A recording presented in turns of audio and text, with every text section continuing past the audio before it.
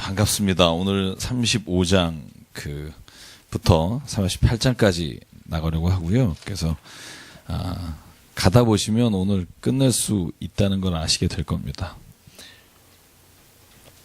자, 지난주까지 무슨 내용 했는지 혹시 기억나시는지 모르겠습니다. 우리 34장에 보면 제가 마지막으로 이 악한 목자와 선한 목자가 무슨 차이가 있는지 말씀을 드렸고요.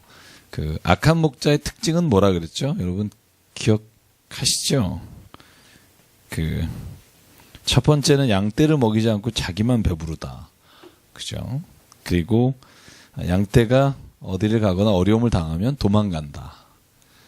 그리고 그러므로 말미암아 다만 포악하게 그들을 다스린다. 그렇죠? 대충 그렇게 특징을 지었고, 선한 목자는 여러분 34장의 12절 이하에 보면 목자가 양 가운데 있으면서 그들을 다 건져내는 사람이다. 두 번째로는 그들을 다 시냇가와 모든 거주지에서 먹이는 사람이다. 특히 먹일 때 좋은 꼴을 먹이고 또 살찐 꼴을 먹이는 사람, 또 정의대로 그것을 먹이는 사람. 그래서 지난주에 기억해 보시면 이런 목자가 되겠다 하는 게 꼭 목사만 이렇게 되라 이렇게 생각하시는 분 있어요. 이런 목사를 만나야겠다. 근데 성경은요, 여러분이 목자라고 말합니다. 그죠? 그러니까 우리의 목자 되신 분은 주님이시고, 주님이 목자 되시는 그 양으로 살아가는 우리가 또 누군가에게는 목자가 되고, 믿으시면 아멘 하시기 바랍니다. 대충 이런 얘기 나면 참 좋은 목사 이렇게 생각하는데요. 저희가 늘 말하지만 우리는 하나님 앞에서 모두가 다 하나님이 주신 제사장입니다. 왕 같은 제사장이며 거룩한 백성이며, 그래서 우리가 다 그런 존재입니다. 그러니까 우리가 정말 하나님 앞에서 선한 목자가 되기를 원합니다. 그런 마음이 내 안에 들어야 합니다. 그래서 우리가 자꾸 주인의식을 갖지 못할 때 가지는 문제가 뭐냐면, 교회가 뭔가를 잘못 결정하거나 잘못 갈 때 우리는 목사님 말씀을 따라야 하니까. 요즘은 그런 세상이 아닙니다. 그죠? 목사님의 말씀을 따르는 것보다 하나님 말씀을 따라야 합니다. 그 두 가지가 다르다는 거죠. 그죠?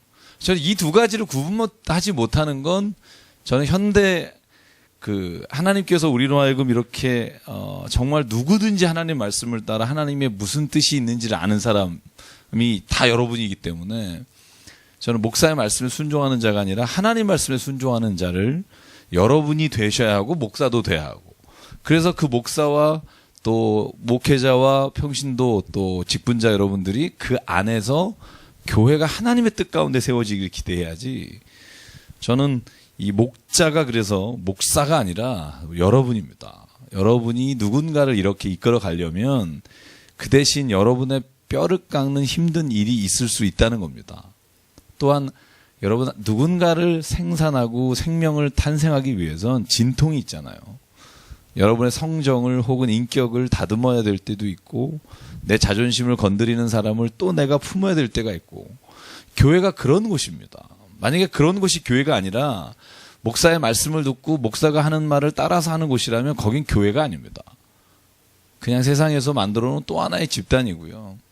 내가 정말 그리스도의 사람으로 변화되기를 기대하는 사람들이 모여서 그 사람들이 또 하나의 무엇인가를 목자가 돼서 이끌어가는 거, 누군가를 또 양을 섬기는 모습이 되는 거, 저는 저희 교회와 또 여기 오신 모든 교회가 그렇게 되길 간절히 바랍니다. 그래서 정말 세상에 바라볼 때 저건 아닌데 하는 일을 하고 있는 것을 우리는 안 갔으면 좋겠다는 각오가 있으면 참 좋겠습니다. 여러분들이 그러니까 늘 여러분이 목자다라는 생각을 좀 가졌으면 좋겠고요. 오늘 이제 35장부터 시작합니다. 48장까지는 굉장히 어렵습니다. 읽으시면서 좀 힘드셨죠? 특히 40장부터 45장까지 인내로 읽으셨을 겁니다. 그죠? 규빗부터 쭉 북쪽 동쪽 나오는데, 그래서 제가 여러분에게 사진 한 장 드렸어요. 그죠? 그림 한 장으로 끝내겠습니다. 이런 거예요. 내가 명동성당을 보고 와가지고요. 혹은 무슨 영락교회를 보고 와서 여러분에게 말하는 거예요. 야, 들어가는 입구는 양쪽이 5m고 들어가 보니까 5발자국을 걸어가니까 거기에는 무슨 쪽문이 있는데 야, 왼쪽에 30m 위에 보니까 전등이 있는데 이건 뭘 위한 전등이고 제가 이거를 6장 쓴 거예요. 그럼 여러분이 읽으면서 보면 무슨 말인지 하나도 모르겠어요. 그죠? 안 가봤으니까. 그래서 읽다 보면 새 성전, 다시 말하면 하나님께서 마지막 때에 영으로 세우실 성전, 그 성전의 모습이 어떠한지를 아주 자세하게 기록하고 있는데 그 기록을 제가 국제성서 주석이라는 믿을 만한 책에서 그린 그림이라 제가 여러분에게 나눠드렸고요. 제 35장부터 시작합니다. 자, 35장 세일 땅에 관한, 세일 산에 관한 말씀인데요. 35장과 36장이 대구절로 되어 있기 때문에 같이 읽어야 합니다. 35장이 세일산에 내일 하나님의 심판에 관한 말씀이라면 36장이 이스라엘 산과 이스라엘 땅에 주시는 하나님의 축복입니다. 그 두 가지를 하나님께서 에스겔에게 나누어서 예언해 주시고요. 그 환상을 보게 되는 겁니다. 자, 한번 1절, 2절, 3절 볼까요? 우리 잠을 깨는 겸 같이 읽겠습니다. 시작. 또 여호와의 말씀이 내게 임하여 이르시되 인자야, 내 얼굴을 세일산으로 향하고 그에게 예언하여 이르기를 주 여호와께서 이같이 말씀하시되 세일산아, 내가 너를 대적하여 내 손을 내 위에 쳐서 내가 황무지와 공포의 대상이 되게 할지라. 좀 이렇게 또 험한 얘기가 나오니까, 그죠? 이 세일산이 어디라 그랬죠? 세일산 그러면 성경은 딱 어느 지역이다 말을 하죠? 어디죠? 에돔입니다. 이번에 성지 갔다 오신 분들은 자세히 아시겠지만 이 세일산 위에 그 에돔 지역이 이렇게 한눈에 보입니다. 거기가 에돔이기도 하지만 그래서 그 요단강 동편에 있는 땅이고요. 아라바 광야 전에 있습니다. 그 위쪽에 있는데 이 세일산에 대해서 왜 에스겔이 이렇게 환상 가운데 혹은 예언하게 했는가? 특별히 그 민족이 얼마나 험하게 망할 거에 대한 예언이 나오냐 하면 6절 한번 볼까요? 5절 6절 볼게요. 4절부터 원래는 봐야 합니다만 성읍을 무너뜨리고 내가 황폐하게 되리니 네가 나 여호와인 줄 알리라. 옛날에 한을 품고 이스라엘 족속의 환난 때 곧 죄악의 마지막 때 칼의 위력이 그들을 넘겼도다. 그러므로 주 여호와께서 말씀하니라 내가 나의 삶을 두고 맹세하노니 내가 너에게 피를 만나게 한즉 피가 너를 따르리라. 내가 피를 미워하지 아니하는즉 피가 너를 따르리라. 내가 세일산이 황무지가 폐허가 되게 하여 그 위에 왕래하는 자를 다 끊을지라. 여러분 이거 보면 이렇게 물어보는 분 있어요. 하나님은 왜 꼭 예루살렘만 사랑하시고 이방 땅에 대해서 이렇게 험한 얘기를 하시는가? 여러분 에스겔서 읽으면 그 말을 안 해야 돼요. 이스라엘 땅에 한 말이 더 험해요. 1장부터 여러분 24장까지 읽었잖아요. 불타 없어질 것이고 잿더미가 될 것이고 성엔직은 다 죽을 것이고 세일산만 그러는 게 아니에요. 죄악이 관영하고 뭔가 잘못한 땅에는 하나님께서 심판하시는 게 동일하시다는 거죠. 세일 땅에 대해서는 왜 하나님께서 이렇게 멸망을 말씀하셨는가 제가 여러분에게 한번 말씀드린 적 있죠. 이 에돔이란 지역이 바벨로니아가 예루살렘을 점령할 때 선봉에 서서 도와줬던 나라입니다. 모압과 에돔. 그래서 그 지역에 대한 예언이 앞에도 한번 나오잖아요. 여러분 지역에 대한 그 멸망 예언이 나올 때 나오고 또 여기에 반복되는데 여기에서 반복되는 건 이스라엘 산지가 이스라엘 산이 회복되고 세일산이 오히려 멸망하게 되는데 그 이유가 뭐냐면 너네들이 원래 피를 흘리는 것을 좋아했기 때문에 너희들도 피를 흘리게 될 것이다. 남 얘기니까 그렇지 만약에 나에게 이런 일이 있으면 참 이거 험한 얘기입니다. 내가 만약에 피 흘릴 일을 했다 그러면 하나님께서 너를 지금도 너에게 이런 일을 행할 것이다 이렇게 말씀하신다면 떨리는 일입니다. 여러분 끊임없이 이스라엘을 괴롭혔던 게 에돔입니다. 제가 대꾸절은 말씀 안 드리겠습니다. 민수기 10장이나 사무엘상 14장에 보면 또 아모스에서 보면 이 암몬이란 나라가 원래 누구의 후손입니까? 모압과 암몬이 그죠? 롯이 그러니까 딸을 통해서 난 그래서 이 어떻게 보면 사촌이잖아요. 그죠? 지금 그 지역은 계속 그 싸움이 일어나고 있지만 그래서 암몬 지역 암몬에 대해서 하나님께서 멸망을 말씀하시는 장면이고요. 원래 이스라엘을 침공할 때 바벨로니아가 에돔에게 너희가 협력하면 제일 먼저 이스라엘의 치리권을 넘겨주겠다라고 해서 이 암몬이 이스라엘이 침략할 때 제일 먼저 침략하게 됩니다. 여러분 이런 건 하나 제가 저번에 설명하다 하나 빼본 것 같은데 이런 거예요. 예루살렘 성전을 느부갓네살 왕이 포위하잖아요. 그죠? BC 587년 8년. 그죠? 그런데 여러분 느부갓네살 왕이 바벨로니아의 왕인데 바벨로니아는요 흥황한 게 몇 년 안 돼요. 느부갓네살하고 그 아들 때예요. 70년.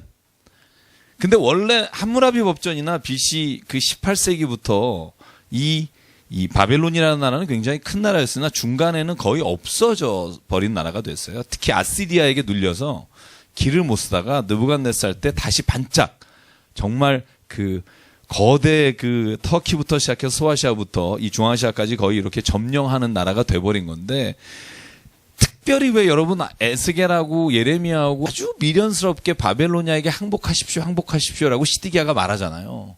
민족의 반역같이. 근데 시드기야가 여러분 그 항복하지 않는 이유가 뭐냐면 뭐죠?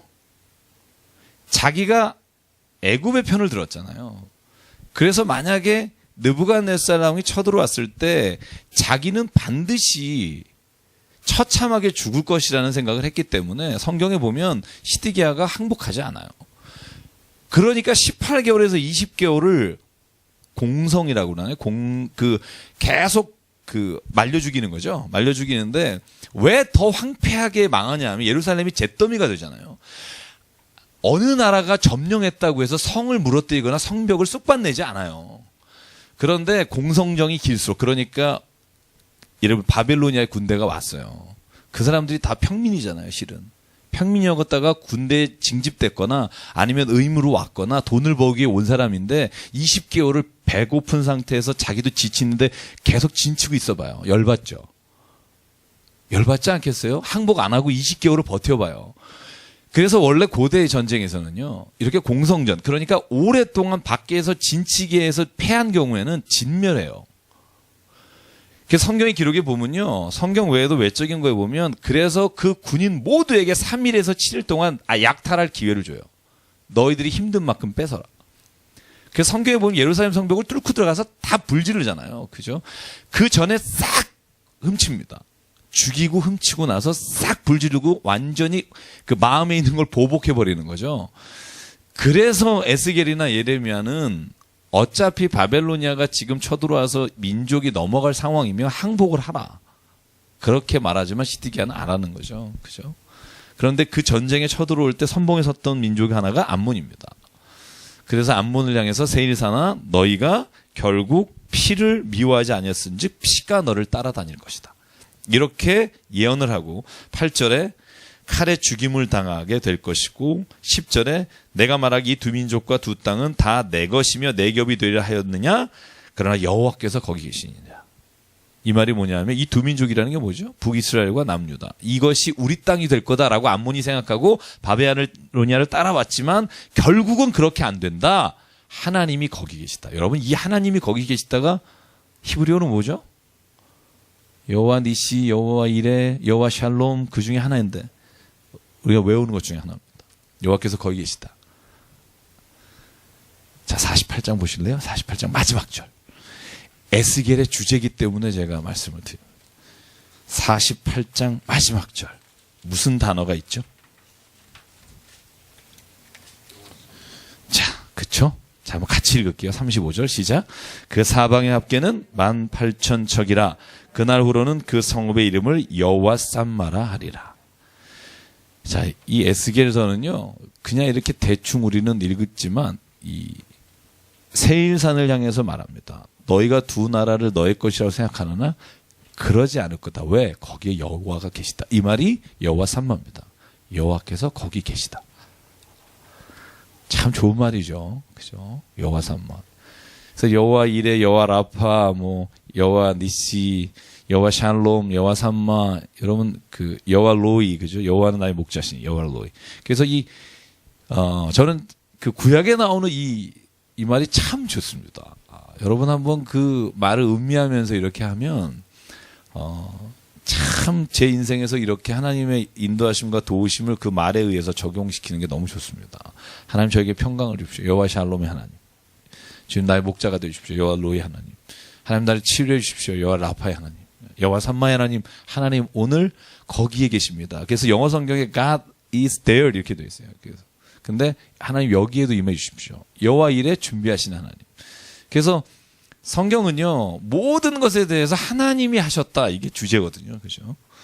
그래서 우리 권사님 한 분이 항상 하시는 말씀이죠. 주님이 하셨습니다. 저희 교회 여성교회가 요즘은 그게 중독이 돼서요. 성경 공부할 때 한 3-4번은 나오시는 것 같아요. 주님이 하셨습니다. 그 말이 요즘은 정말 이렇게 마음의 뼛속까지 와닿는 말인데 여기 보십시오. 네가 못한다. 왜? 여호와께서 거기 계셨느니라. 자, 36장 넘어갈게요. 그러면 이스라엘 산에 대해서는 뭐라고 예언하라고 하셨느냐. 자, 인자야. 인자는 여기서는 에스겔입니다.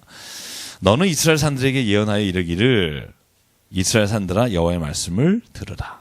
자, 2절부터 4절까지 같이 읽겠습니다. 시작. 주 여호와께서 이같이 말씀하시기를 원수들이 내게 대하여 말하기를 아하 옛적 높은 곳이 우리의 기업이 되었도다 하였느니라. 그러므로 너는 예언하여 이르기를 주 여호와께서 이같이 말씀하시기를 그들이 너희를 황폐하게 하고 너희 사방을 삼켜 너희가 남은 이방인의 기업이 되게 하여 사람의 말거리와 백성의 비방거리가 되게 하였도다. 그러므로 이스라엘 산들아 주 여호와의 말씀을 들을지어다. 산들과 맷뿌리들과 시내들과 골짜기들과 황폐한 사막들과 사방에 남아있는 이방인의 노략거리와 조롱거리가 되어버린 성읍들에게 주 여호와께서 이같이 말씀하시니라. 그러면서 쭉 말씀해 주십니다. 8절만 읽을게요. 시작. 그러나 너희 이스라엘 산들아 너희는 가지를 내고 내 백성 이스라엘을 위하여 열매를 맺으리니 그들이 올 때가 가까이 이르렀음이니라. 자, 앞에는 뭐가 나오냐면 수치를 당하고 너희가 맹렬한 질투로 말미암아 이방인들의 재물이 되고 그러나 너희는 다시 가지를 낼 것이다. 열매를 낼 것이다. 이게 이스라엘 산을 향한 하나님의 약속이십니다. 그러니까 여러분 에스겔을 보세요. 지금 에스겔이 어디서 예언하죠? 그 바빌로니아의 그발강가죠. 그죠? 거기는 다 포로로 잡혀온 사람들이고요. 자, 포로로 잡혀온 시기 언제라 그랬죠? BC 597년. 그죠? 그때 잡혀왔습니다. 그러니까 그 시드기야가 왕이 되는 시점이죠. 그죠? 여호와긴이 포로로 잡혀오는 시점입니다. 그죠? 그때 두 번째 포로로 잡혀온 게 에스겔입니다. 첫 번째 포로로 잡혀온 게 누구죠? 605년. 여러분 갈그미스 전투라는 게 있어요. 바벨로니아가 마지막 애굽과 전투에서 승리해서 바벨로니아가 이제 아시리아와 애굽을 물리쳤던 전투가 605년 갈그미스 전투인데 그때 애굽이 이스라엘의 왕을 세워놨잖아요. 그게 누구라 그랬죠? 여호와긴입니다. 여호와긴이 아니라 여호아스가 여호아스를 해놨고, 그죠? 여호아스가 왕으로 있을 때 바빌로니아에서 와서 605년에 그를, 그죠? 아니요, 지금 잘못되고 있어요. 애굽에서 여호아스를 데려가고 여호와김을 세워놨고 여호와김이 죽을 때 아들 여호와긴이 왕이 됐고 597년에 여호와긴 때 느부갓네살이 와서 화풀이를 하고 여호와긴을 데려가고 거기에다 세운 게 시드기야입니다. 그죠? 그래서 잘 보십시오. 그래서 이스라엘에요. 첫 번째 포로로 605년에 끌려간 사람은 누구냐면 다니엘이에요. 첫 번째 포로를 3,000명 끌고 가죠. 3,000명 정도 끌고 갈 때 포로가 다니엘이고요. 그 다음에 두 번째 포로로 끌려갔을 때 597년에 여호와긴과 함께 끌려간 사람이 10,000명의 포로가 있고요. 마지막 처참하게 쇠사슬에 끌려간 사람이 예루살렘 성전이 멸망할 때 586년입니다. 3차에 벌어서 포로로 끌려갑니다. 그때 여러분 잘 보시겠지만 시드기야도 눈이 뽑힌 채로 포로로 끌려갑니다. 그게 여러분 예루살렘 성전이 멸망하면서 끌려간 장면이고요. 자, 그렇게 수치를 당하고 그러니까 바벨론 강가에 에스겔과 함께 온 사람들은 597년이니까 11년 동안 성전이 그 나라가 회복되기를 기다린 거예요. 그런데 포기하는 거죠. 점점 포기하는 사람이 많아질 때 에스겔이 다시 말하는 장면이에요. 뭐라고 말하냐 하면 이스라엘아 너희는 가지를 낼 것이고 이스라엘을 위하여 열매를 맺을 것이다. 그때가 올 것이다. 15절 같이 볼게요. 내가 또 너를 여러 나라의 수치를 듣지 아니하게 하며 만민의 비방을 다시 받지 아니하게 하며 내 나라 백성을 다시 넘어뜨리지 아니하게 하리라. 주 여호와의 말씀이니라.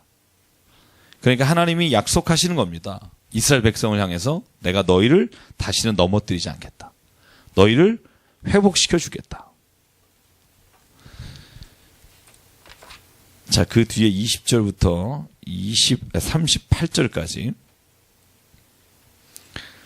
하나님께서 너네들이 내 이름을 망령되이 일컫고 더럽혔으나 누가 나의 이름을 회복시키겠다? 23절 뭐라고 나오죠?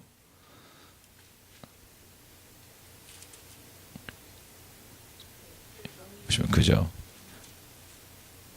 자, 21, 2, 3절에 보면 내 이름을 내가 회복시킨다고 그래요. 그러니까 하나님께서 너희가 더럽힌 내 이름을 내가 회복시키겠다. 보시면 이스라엘을 향해서 하나님께서 하신 말씀 뭐냐면 이제는 내가 하겠다는 거죠. 너네들이 할 수 없다. 너네들이 할 수 없기에 이제는 내가 하겠다.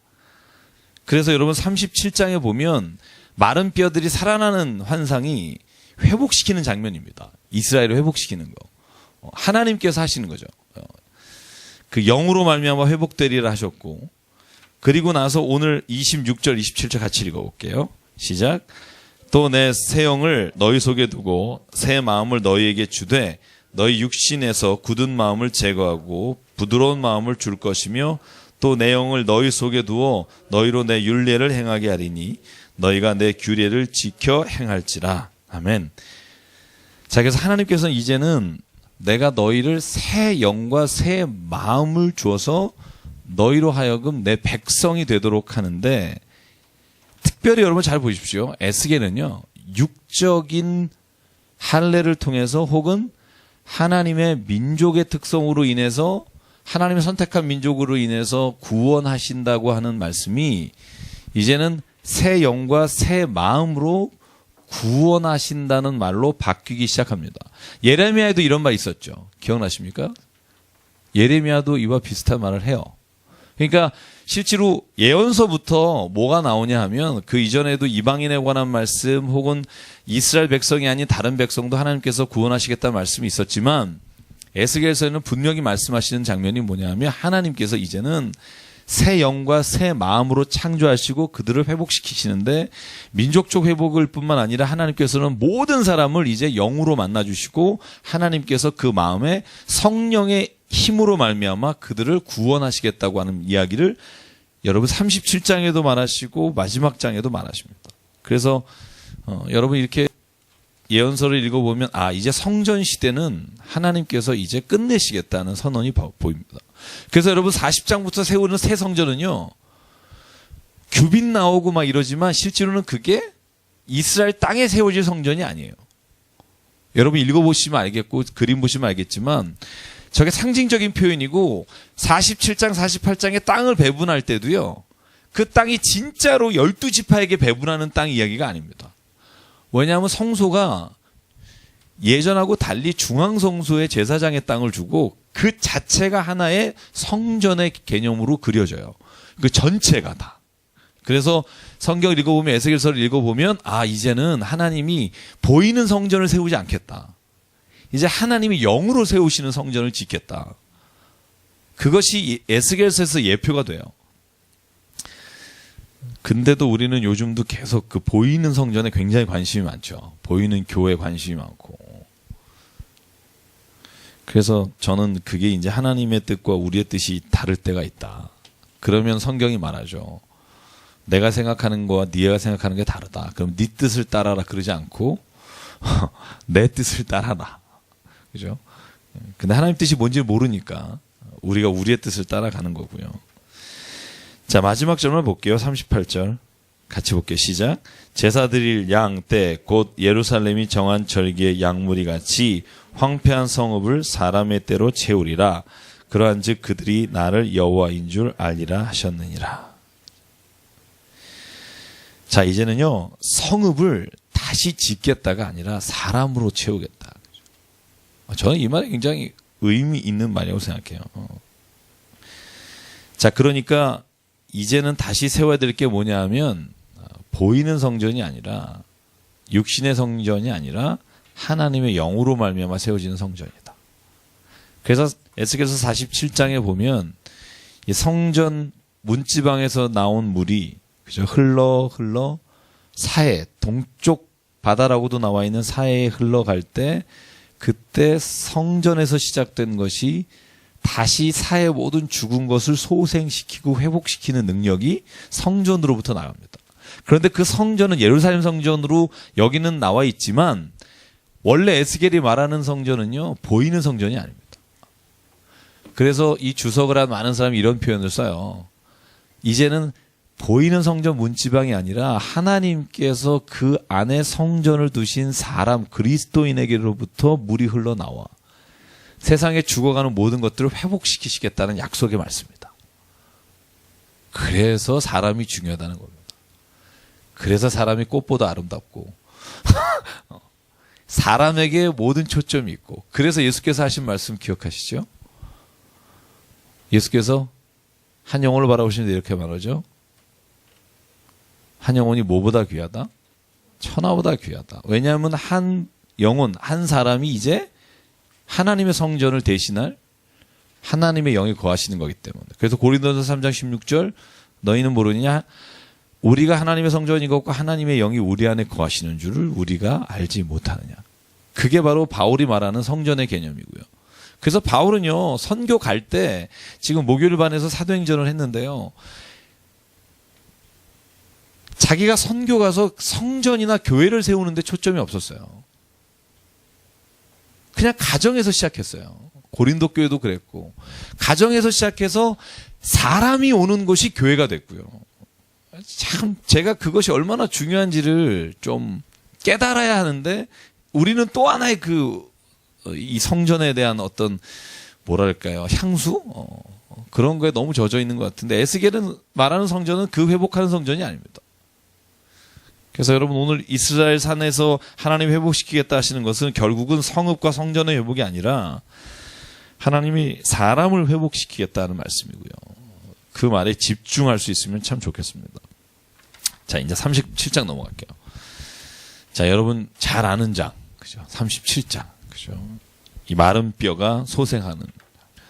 자, 엄격히 보면 두 가지입니다. 1절부터 14절은 무슨 이야기가 나오죠? 읽어보셨죠? 마른 뼈가 나오죠. 자, 15절부터 28절까지 무슨 이야기가 나오죠? 두 막대기입니다. 이 두 가지의 환상이 같이 있어요. 자, 마른 뼈의 환상을 하나님께서 보여주십니다. 1절, 골짜기 가운데 에스겔을 세워놓고 하나님께서 보여주십니다. 자, 2절부터 5절까지 같이 읽어볼게요. 시작. 나를 그 뼈 사방으로 지나가게 하시기로 본즉 그 골짜기 지면에 뼈가 심이 많고 아주 말랐더라. 그가 내게 이르시되 인자야 이 뼈들이 능히 살 수 있겠느냐 하시기로 내다가 대답하되 주 여호와여 주께서 아시나이다. 또 내게 이르시되 너는 이 모든 뼈에게 대언하여 이르기를 너의 마른 뼈들아 여호와의 말씀을 들을지어다. 주 여호와께서 이 뼈들에게 이같이 말씀하시기를 내가 생기를 너에게 들어가게 하리니 너희가 살리라. 아멘. 그죠? 자, 그래서 마른 뼈 환상을 보면요, 뼈들이 다 자기의 모양을 갖춰서 탁탁탁탁 붙기 시작합니다. 그죠? 그래서 7절에 보면 이 뼈 저 뼈가 들어맞아요.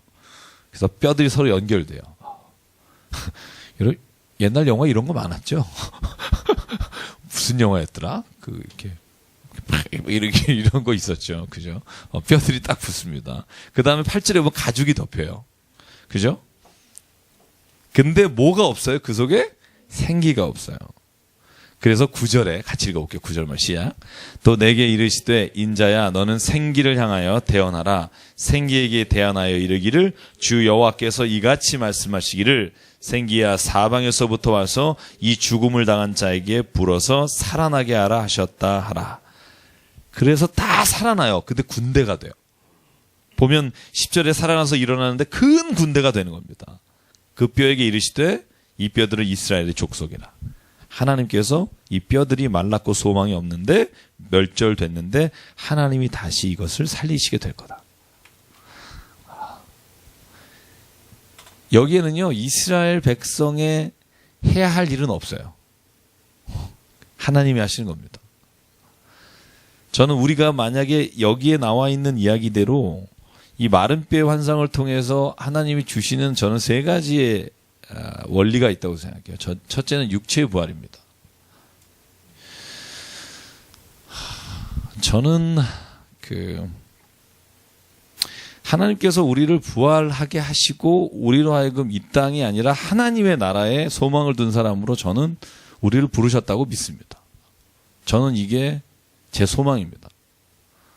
제가 장례식을 할 때마다 아니면 제 인생을 돌아볼 때마다 저는 하나님과 마지막에 함께 있을 걸 믿습니다. 저는 이 믿음이 있는 사람은 이 믿음으로 말미암아 살 수 있다고 믿습니다.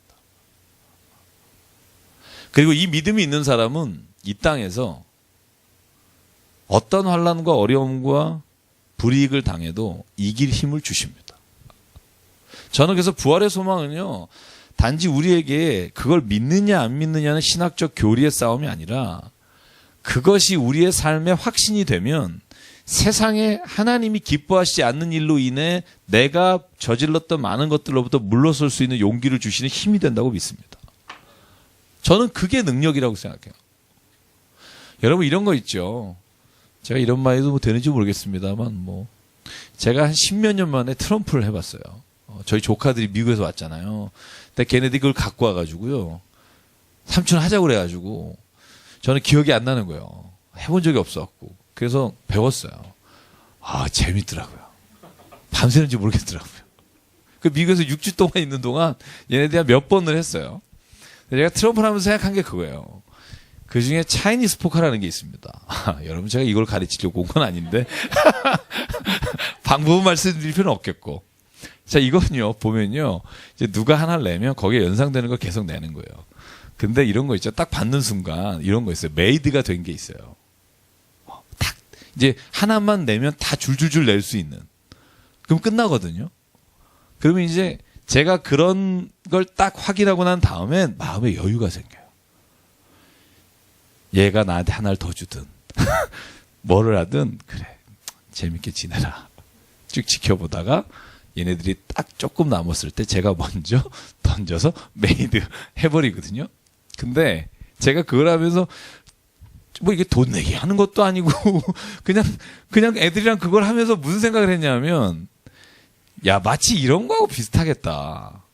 목사니까.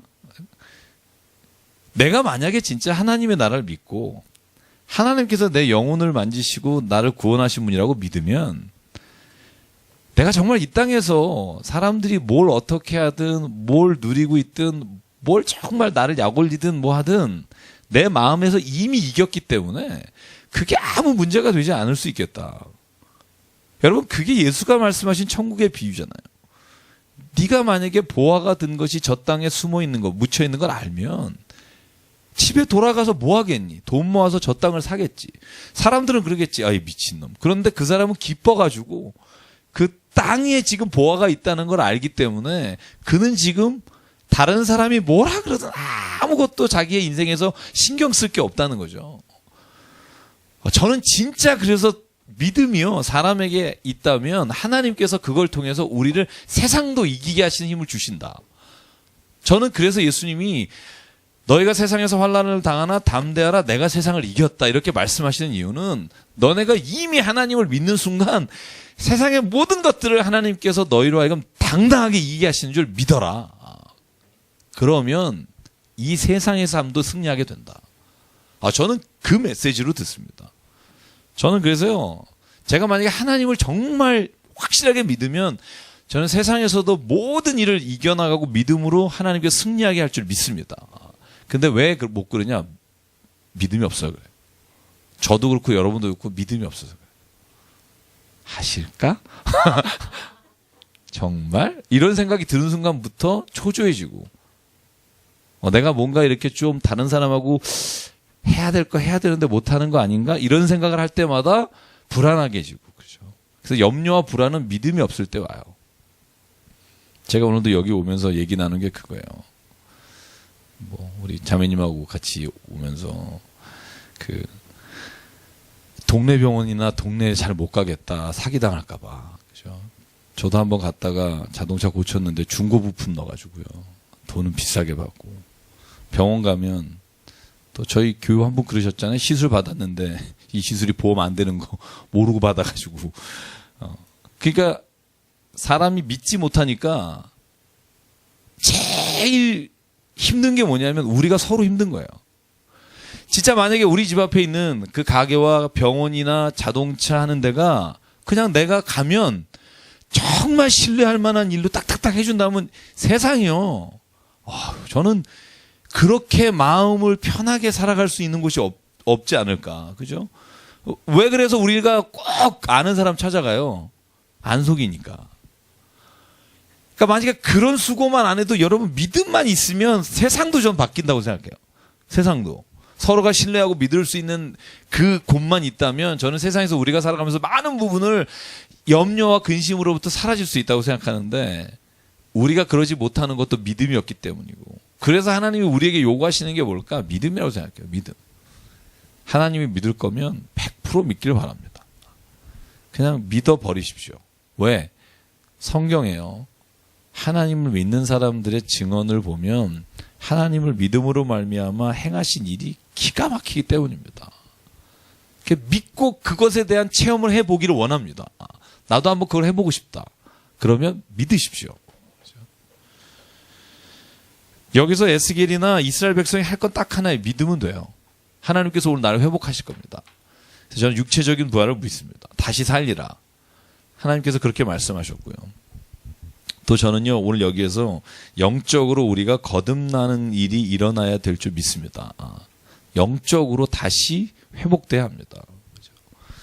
눈으로 보던 것 혹은 내가 보기에 좋은 것이 아니라 내가 영적으로 무엇인가를 하나님으로부터 정말로 회복하는 능력을 체험하면 저는 그것이 어떤 내게 주어진 것보다 훨씬 더 큰 힘이 될 수 있다고 믿습니다.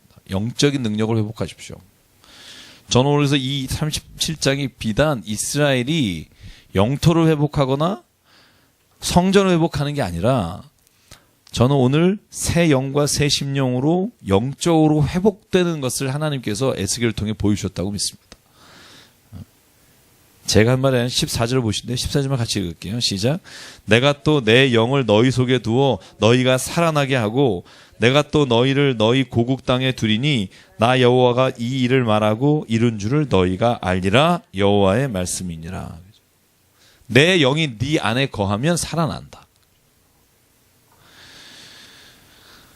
여러분 그런 경험 없으세요? 저는 막 죽을 것 같이 힘들다가 사람도 아무 도움이 안 되고 집안에 같이 사는 사람도 도움이 안 되고 공감하시나요? 네. 근데 정말 기도할 때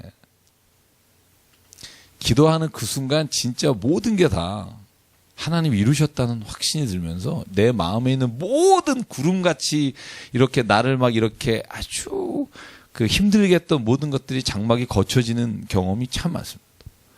그래서 기도합니다. 왜냐하면 하나님의 영을 내가 기도함으로써 하나님의 영이 내 안에 임하는 순간 이미 싸움은 이긴 싸움이에요. 저는 그런 담대함이 우리에게 생기는 이유가 뭘까? 저는 하나님의 영이 우리 안에 거하시는 방법밖에 없다고 생각해요. 오늘 에스겔서 환상 중에요. 제가 아까 읽은 본문 중에 그런 거예요. 뼈가 맞춰져요. 그리고 살이 붙어요. 그리고 여기 성경에 보면 가죽이 덮이고 그리고 모든 자가 살아나는데 그런데 아직 살아난 게 아니죠. 왜? 하나님의 영이 생기가 그 안에 들어가지 않으면 살아난 게 아니다. 왜 이런 말을 할까요? 여러분 우리의 육신도 마찬가지라는 거죠. 그죠? 보이는 게 좋다고 해서 여러분 다 좋은 게 아닙니다. 보이는 길은 너무 좋은데 정말 추한 냄새가 나는 사람이 있잖아요. 그죠? 그런 사람이 되면 안 된다는 거죠. 그래서 오늘 12절까지는 마른 뼈 환상이고요. 13절부터는 두 막대기입니다. 자, 16절부터 한번 볼까요? 시작. 인자야 너는 막대기 하나를 가져다가 그 위에 유다와 그 짝 이스라엘 자손이라 쓰고 또 다른 막대기 하나를 가지고 그 위에 에브라임의 막대기 곧 요셉과 그 짝 이스라엘 온 족속이라 쓰고 그 막대기들을 서로 합하여 하나가 되게 하라. 내 손에서 둘이 하나가 되리라. 아멘. 그러니까 이 본문의 말씀은 다 아시겠지만 하나님께서 북이스라엘과 남유다가 각각 다른 나라 아시리아와 바벨론에 의해서 완전히 무너지고 다 쪼개졌으나 하나님께서 두 개를 하나로 합치실 것이다. 저는 이것이 이스라엘 백성에게 주시는 말씀이지만 저는 저희에게도 이 은혜를 주신다는 말씀으로 듣습니다. 여러분에게 흩어졌던 거, 무너졌던 거, 나눠졌던 게 있으면 하나님이 하나로 하시는 은혜, 그죠? 사람이 할 수 없는 것 하나님이 하신다는 말씀이고요. 그래서 21절부터 28절 보면 내가 이스라엘 자손을 잡혀간 여러 나라에서 인도하여 그 사막에서 모아서 고국 땅으로 돌아가게 하고 그 땅 이스라엘 모든 산에서 그들이 한 나라를 이루어 한 임금 모두 다스리게 하리니 그들이 다시는 두 민족이 되지 아니하며 두 나라로 나누어지지 아니할지니라. 내가 그들을 정결하게 한즉 그들이 내 백성이 되고 나는 그들의 하나님이 되리라. 그래서 하나님께서 이스라엘 백성을 두 나라를 합쳐주시고 그리고 흩어져 있던 모든 사람들을 돌아오게 하신다는 약속을 주셨고요. 자, 이 약속이 언제 이루어지죠? 계속해서 재림하실 때?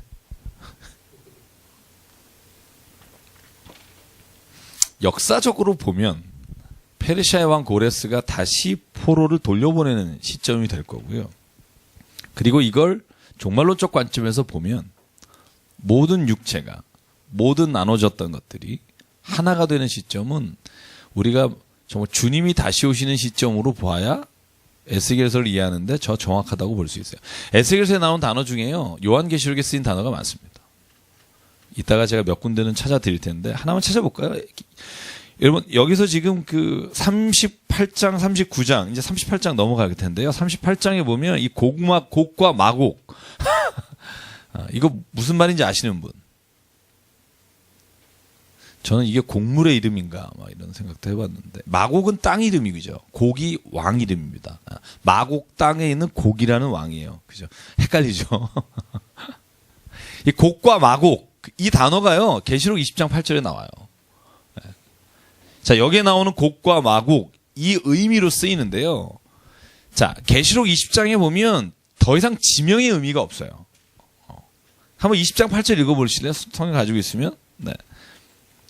7절부터 읽을게요. 7, 8, 9, 10, 11.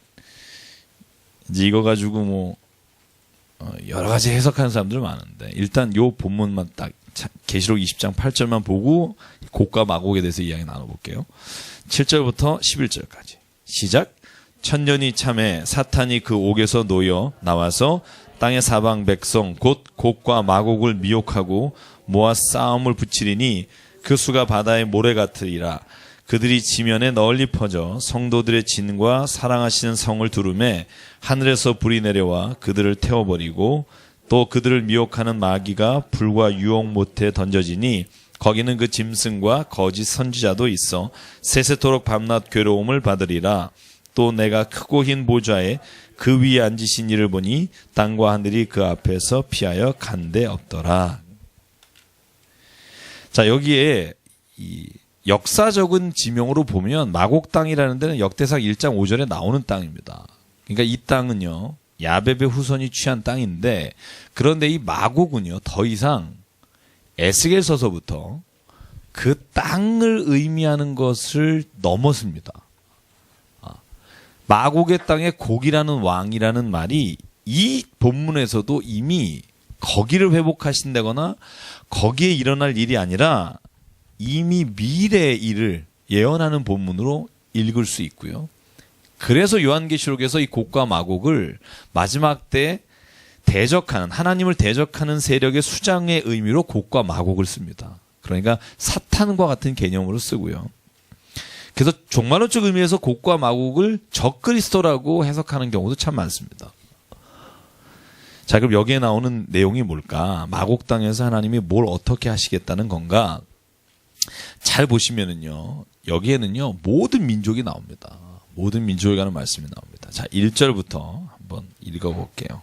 자, 6절까지 시작.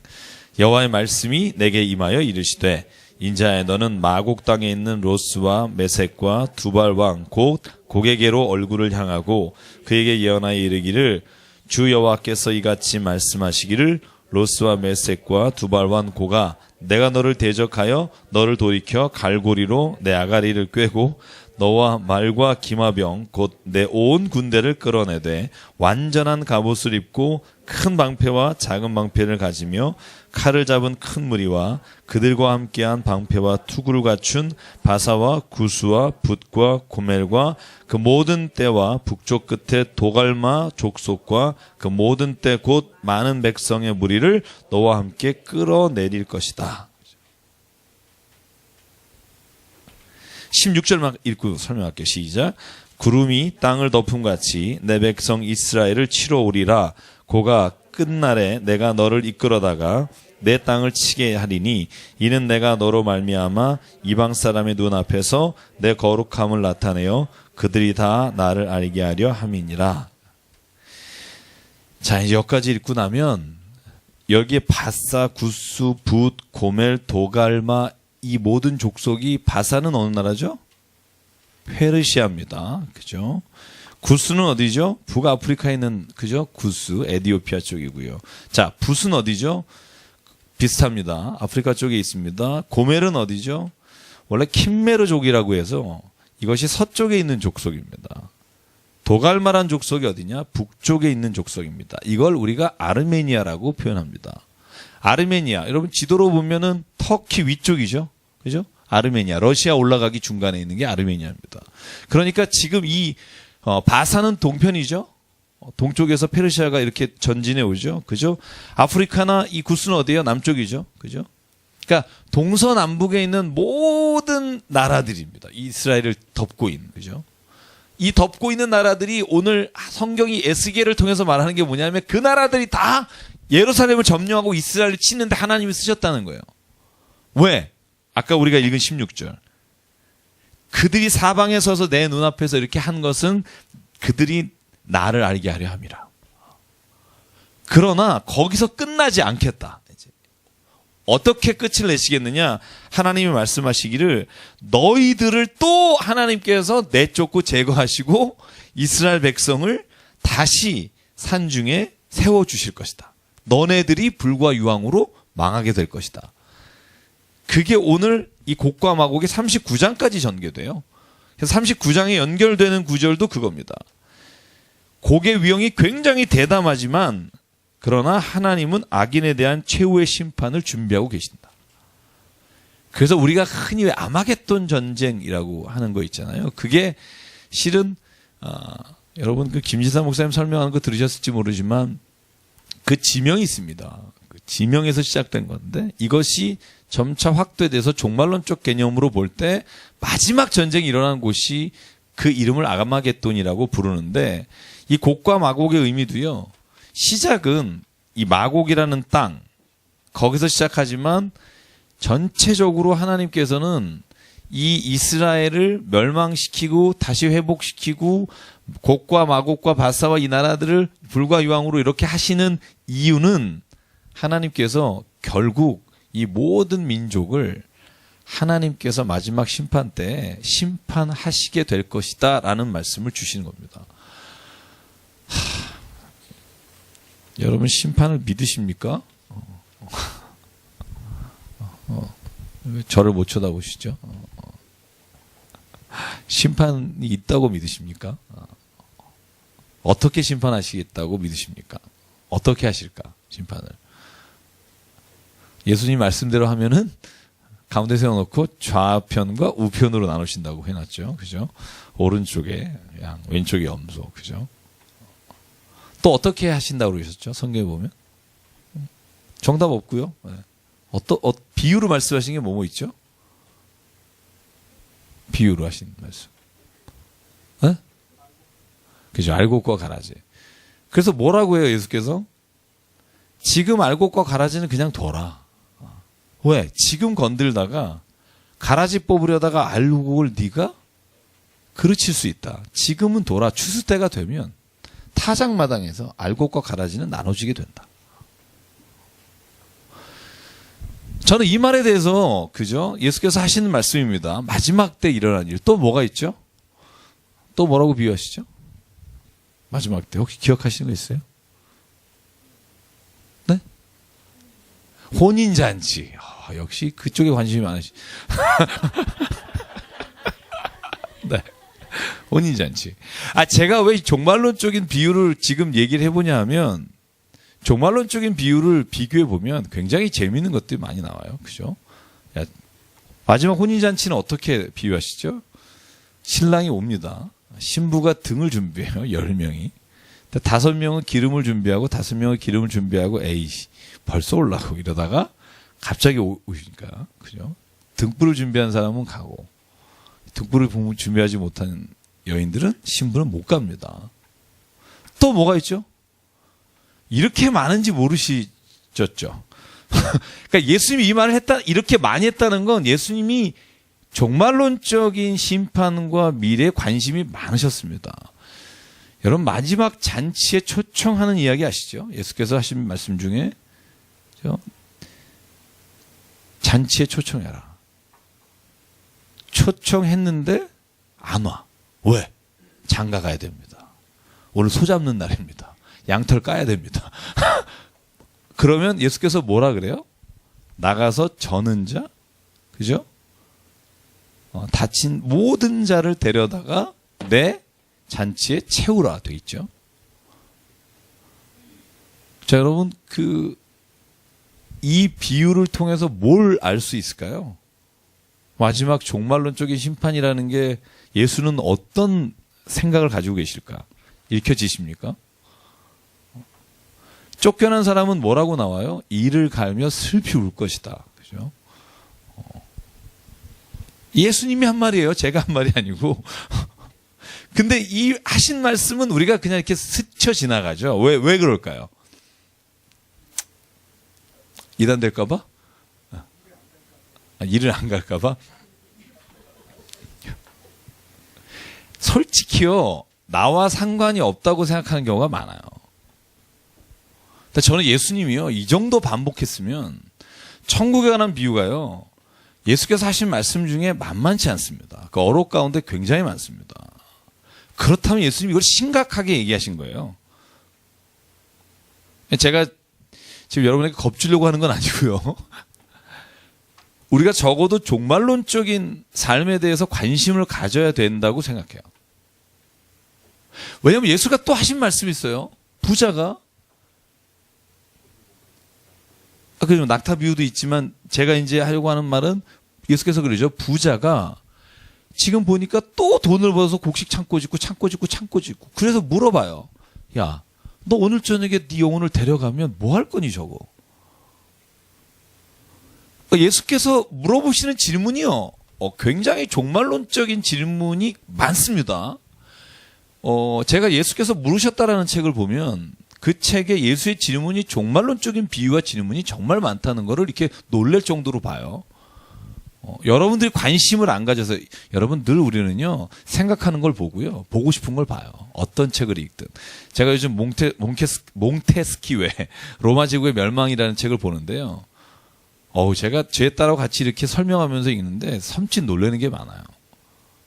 뭘 보냐면 로마의 흥하고 망하는 것 중에 이 망해가는 것이 왜 그런가를 연구했잖아요, 몽테스키웨가. 그래서 쓴 결론이, 제가 페북에 글씨를 잘못 올렸더라고요. 이렇게 써요. 로마가 멸망한 건 풍요로움이 없어서가 아니라 도덕이 없어서였다. 이 말이 굉장히 좋아요. 그러니까 공화정 때에서 제국으로 넘어가잖아. 임페리얼. 황제라 부르면서. 그러니까 공화정 시대에는 로마가 가장 작게 시작한 그 민족이 가장 살아남을 수 있었던 힘은 평민들에게, 가장 가난한 사람들에게 동일하게 땅을 나눠주기 시작했고요. 예전에는 여러분 땅을 나눠준다는 개념이 없었어요. 근데 땅을 나눠주면서 그런 공화정이 힘을 가져오다가 제국이 되면서부터 땅의 동등한 분배는 없어지고 그때부터 더 취하고 더 갖누면서 도덕적으로 그 민족 안에서 희미해진 도덕이 그 나라를 죽여갔다는 거죠. 뭐 거기에 동의할 수도 있고 안 할 수도 있습니다만 저는 이제 뭘 생각하냐면 그 망하는 시점에 그 나라가 망할 거라고 생각하는 사람은 없고요. 제가 하나 더. 제가 책 읽으면서 고민했던 것 중에 하나가 이런 거예요. 여러분 한번 공감이 되는지 모르겠는데요. 왜 이렇게 민족에서 예전엔 대제국이 많았을까 이런 거예요. 알렉산더 대제국이죠. 그죠? 아시리아 대제국이죠. 바벨로니아 대제국. 요즘은 그런 게 안 되잖아요. 그죠? 그 다음에 또 뻑하면 좀 징기스탄, 저까지 유럽까지. 그죠? 왜 이렇게 대제국이 많았을까? 근데 제가 좀 전쟁사를 읽고 있는데요. 제가 느끼는 게 뭐냐면 이건 뭐 누구도 말해주지 않고 제가 혼자 생각하는 거니까 동의 안 하셔도 됩니다. 그러니까 전쟁을 한다는 거는요. 이미 그 나라가 다른 나라를 침략해서 뺏을 준비가 돼 있다는 거고 군사훈련과 전략이 서 있는 나라예요. 로마가 그랬고요. 알렉산더가 그랬고요. 그런데 대부분의 나라는 군대를 따로 갖고 있지 않아요. 남과 전쟁에서 취해서 뺏으려고 하는 마음이 없는 나라는요. 군인의 수가 30분의 1, 50분의 1이고요. 로마는요. 8분의 1이 군인이에요. 그러니까 백성의 8분의 1이 군인이고 다른 민족은 뭐 굳이 내가 지금 정복할 생각이 없다면 막을 준비 정도도 이렇게 치밀하게 할 이유가 별로 없잖아요. 그러니까 예전에는요. 알렉산더 보세요. 10년 만에 제국을 완성하고 죽잖아요. 그죠? 10년 만에 전쟁을 해서 얻은 땅이요. 왼쪽으로는 유럽이고요. 오른쪽에는 거의 옛날에 페르시아 땅을 넘어가잖아요. 그걸 10년 만에 이뤘어요. 어떻게 가능할까? 군대가요, 로마는요, 군인이 전쟁하는 그 전략과 전술과 전쟁 기술이 대단하고요. 왜 대단하고 왜 당했을까? 다른 나라는요, 그런 데에 대한 관심이 별로 없었더라고요. 싸움을 잘하는 민족, 뭐 길리기안 이런 민족들도 대대적으로 다른 나라와 전투해서 그 나라를 뺏어 먹으려고 하는 마음으로 군대를 양성하지 않았기 때문에 맘만 먹고 한 몇만 명 끌고 가면 휘젓고 오는 거예요. 옛날 전쟁 그러잖아요. 왕이 앞서서 가고 한 2만 대군 가져가면 아주 그냥 전 지역 쓸고 와요. 왜냐하면 밭 갈다가 뛰어가서 싸우는 사람들하고 싸움이 안 되는 거예요. 이건 제가 그래서 한번 생각해 봤어요. 이 이스라엘이라는 백성이 왜 이렇게 침략사에 다 당하고만 사는가? 이 나라는요. 그 나라 자체가 남을 침략하거나 전쟁에서 이렇게 대제국을 이루려는 생각이 없었던 나라들이 많다는 거죠. 굉장히 많았다는 거고요. 제가 왜 종말론적 얘기하다가 이런 얘기를 했냐면 저는 우리가 인생에 있어서 신앙생활에 있어서 굉장히 중요한 부분이 종말론적인 생각을 가지고 살아가는 사람. 저는 그 사람이 인생을 잘 사는 사람이라고 생각해요. 예수께서 말씀마다 너희가 왜 이렇게 하니 왜 이렇게 하니라고 말씀하신 게 다 종말론적인 그 마지막에 내가 서 있다는 생각을 가지고 산다면 너가 그러겠니? 이 질문을 던져보라는 거예요. 저는 그 질문을 던져보면 참 이렇게 포기할 게 많은 것 같아요. 저는 오늘도 그런 질문 던졌어요. 어떤 일 앞에서 내가 만약에 하나님 앞에 마지막 섰을 때 이 질문을 받았을 때, 이 유혹을 받았을 때, 이걸 받았을 때 내가 할까 안 할까? 안 하겠지. 그럼 지금 하지 말자. 뭐 이런 거. 모르겠어요. 여러분은 또 다 종말에 대한 생각이 다르겠지만 제가 이중표 목사님이라는 분 별세의 신학 참 제가 그 고인이 되셨지만 처음에는요. 그 제목도 이상하다고 생각하고 굉장히 그랬는데 그분의 어쩔 수 없이 읽게 된 일이 있었어요. 어디서 뭘 해야 돼서. 근데 읽다가 참 많은 걸 깨닫는 것 중에 하나가 오늘이 내가 주님 앞에 서는 마지막 날인 것처럼 살자. 그게 그냥 설교로만이 아니라 그분은 정리를 했더라고요. 저는 그게 좀 멋있었던 것 같아요. 그러니까 여러분 곡과 마곡의 이야기, 마지막 날에 하나님께서 어떻게 하신다는 이야기 정말 추상적인 얘기가 아니라 오늘 나에게 진짜 딱 임한다고 생각해 보면 내가 오늘 이러고 있을까? 내가 정말 이걸로 인해 불평할까? 내가 이걸로 인해서 이렇게 좌절할까? 내가 이걸로 인해서 인생에 있어서 정말 정말 하나님이 기뻐하지 않은 거 취할까? 이런 질문을 던지면 저는 우리의 삶에서 많은 부분이 바뀔 수 있다는 생각을 해요. 그래서 예수도 늘 종말론적인 질문을 던진 게 아닐까. 마지막 네가 오늘 저녁에 하나님이 너 생명을 걷어가면 그거 뭐 할래? 저는 그 질문이 그 사람에게 얼마나 충격적이었어요. 지금 창고 짓고 있는데. 열심히 해갖고 지금 창고 짓고 있는데 예수께서 너 그거 뭐 할래? 오늘 저녁에 데려가시면. 이 질문이 그 사람에게는 엄청난 쇼크였을 거라고요. 그죠? 근데 우리는 전혀 그럴 리가 없다고 생각하고 살죠. 그죠? 그러니까 예수의 종말론적인 질문이 거의 우리에게는 안 와닿죠. 그죠? 그래서 저는 오늘 이 38장, 39장 보면서 저는 그렇구나. 곡과 마곡이 적그리스도구나. 마지막 때에는 심판이 있다는 거구나. 이렇게가 아니라 이게 진짜 나에게 임하는 일이라고 기억하며 살면 삶의 많은 부분이 바뀔 수 있다고 믿습니다. 한번 좀 그렇게 살아봤으면 좋겠습니다. 대답도 없는 거 보니까 별 관심은 없을 것 같아서 그냥 40년 더 사시고요. 네, 저는 좀 네, 어쨌든 자, 여기 39장. 39장만 설명할게요. 39장에 보면 자, 이어서 말하는데요. 곡과 마곡에 관한 이야기입니다. 내가 너를 이제 대적할 거다. 네가 이스라엘을 멸망시키는 데는 내가 너를 썼다. 근데 너가 멸망될 때 볼까? 그 북쪽 끝에서부터 나와 이스라엘 산에 이르러 쭉 활을 쳐서 내 왼손을 떨어뜨리고 하나님께서 이 일을 곡과 마곡에 하시는 겁니다. 7절. 이렇게 하신 이유가 뭐냐? 같이 읽게 시작. 내가 내 거룩한 이름을 내 백성 이스라엘 가운데 알게 하여 다시는 내 거룩한 이름을 더럽히지 아니하게 하리니 내가 여호와 곧 이스라엘의 거룩한 자인 줄을 민족들이 알리라 하라. 그래서 거기 비유가 나옵니다. 9절에 보면 내가 큰 방패 작은 방패와 활과 화살과 몽둥이와 창을 가지고 7회 동안 불태우리라. 이 7이라는 수가 완전 숫자죠. 그래서 이 불은 꺼지지 않는 불로 해석할 수도 있고요. 어쨌든 그리고 난 다음에 12절 같이 읽죠. 시작. 이스라엘 족속이 7달 동안에 그들을 매장하여 그 땅을 정결하게 할 것이다. 자, 7달 이것도 마찬가지입니다. 그러니까 너희들이 그렇게 마음 놓고 침략했던 그 땅의 사람들이 다시 너희들을 마음 놓고 침략하는 날이 올 것이다. 주 여호와가 이같이 말한다. 17절만 읽을게요. 시작.